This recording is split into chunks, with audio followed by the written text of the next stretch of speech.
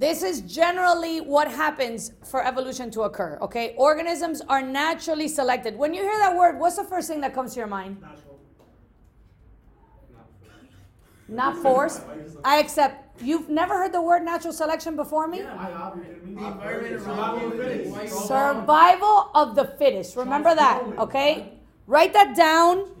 Survival of the fittest. Now, who could define what is meant by fittest in survival of the fittest? Okay, I'm glad you said that. Wait, I want to hear him. The one that's most prepared. The one that has the ability to be most prepared. Very important what he just said. Strongest is not necessarily the fittest. So that word fittest, change it to favorable trait. Yes. Damn, that's what I was going to say. Well, good. One that's the most favorable traits in the environment. So this is what happens. You have to have some situation where the organism is subjected to something in the environment, like, for example, overpopulation, lack of resources.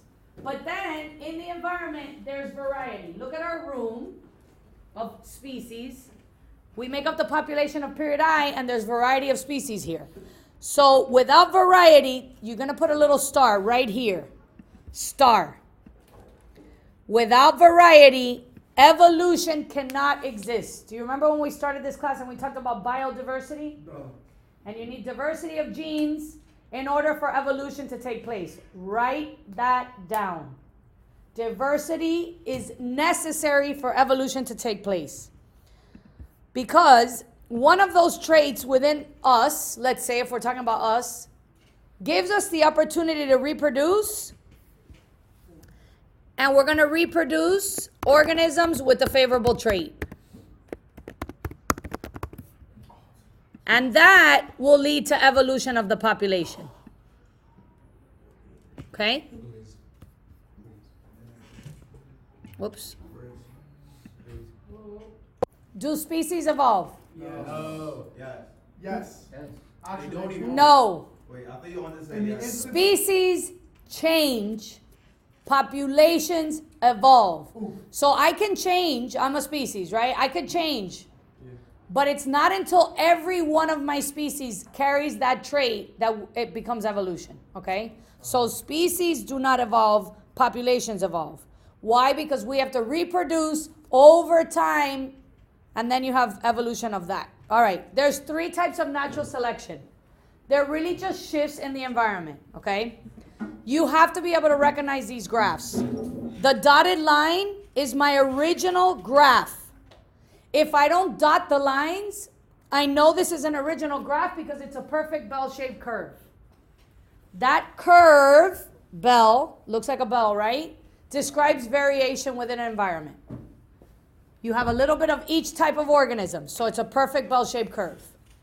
When you have natural selection where the population shifts in one direction, which means only one extreme trait survives, reproduces, and is naturally selected, that's called directional.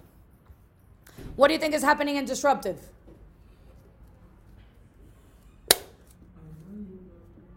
Look at the graph. Original population, new population.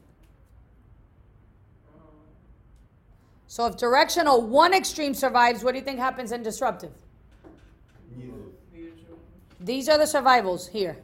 Oh, both. Both extreme survives. What about in stabilizing?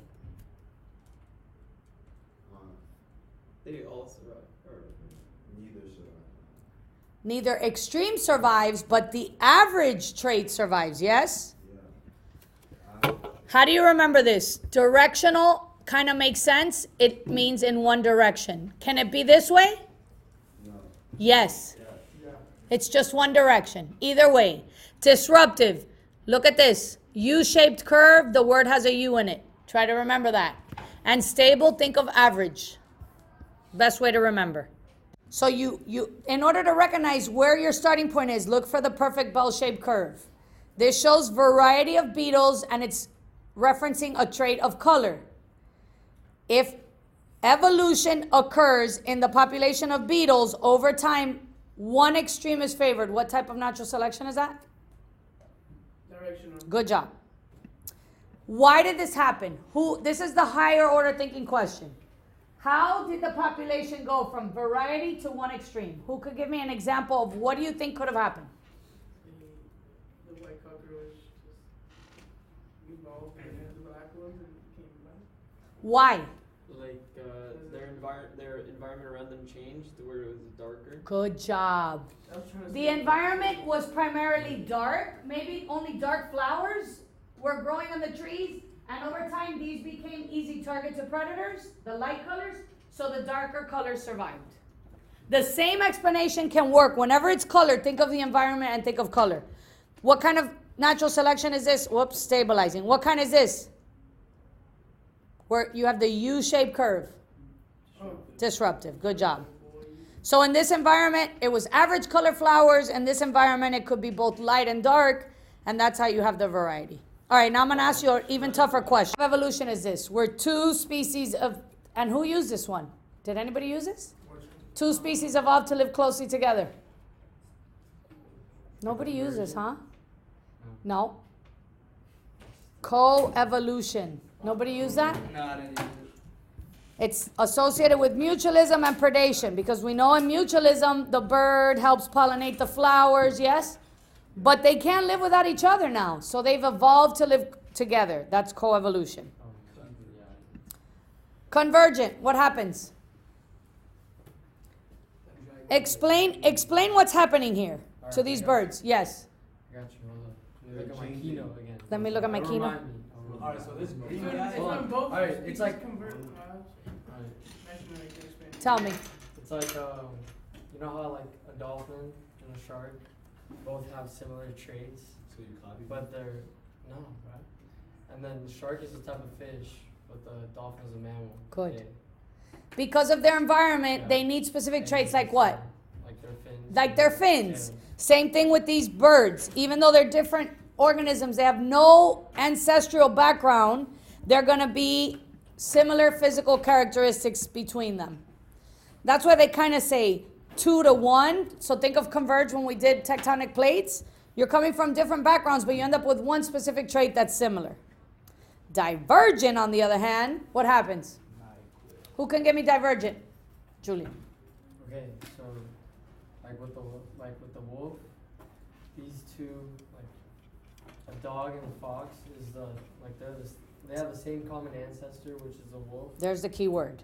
They have a common ancestor, and they evolved to show differences amongst the offspring. Like a wolf is really the key organism that gave birth to all these different variety of dogs, right? Somehow over time, based on environmental traits like cold climate, domesticated. There's so many things you could look at to take it into effect. Alrighty. Then we've got parallel. Yeah, I did this one so Who could tell me what parallel is? Go for it. I don't know, like honestly, but like I've tried. But okay. But you know how like it's like two, they have like a similar ancestor or common ancestor, but both of them lived in like different environments, but in different places, but grew up as like having the same. He almost nailed it. Let's leave the word ancestor out so we can remember that's convergent, because convergent and parallel are super similar. Let's pretend common ancestors are original species, but not really an ancestor because they're not from the same, but somehow, even though they're in different parts of the world, they show similar traits, and every evolutionary process among the species within that environment are going to show similar traits. So literally, this is a lake in one part of the world and a lake in the other part of the world. Different species of fish, but look at the similarities in color, shape, fin structure.